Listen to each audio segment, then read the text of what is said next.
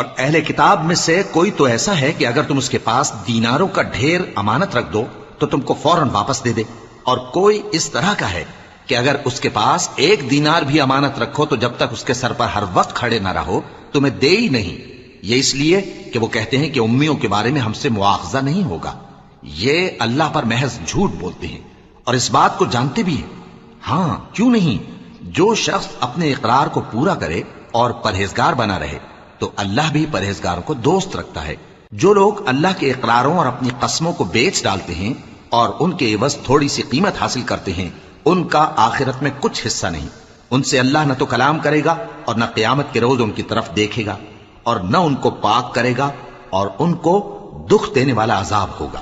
اور ان اہل کتاب میں بعض ایسے ہیں کہ کتاب یعنی تورات کو زبان مروڑ مروڑ کر پڑھتے ہیں تاکہ تم سمجھو کہ جو کچھ وہ پڑھتے ہیں کتاب میں سے ہے، حالانکہ وہ کتاب میں سے نہیں ہوتا۔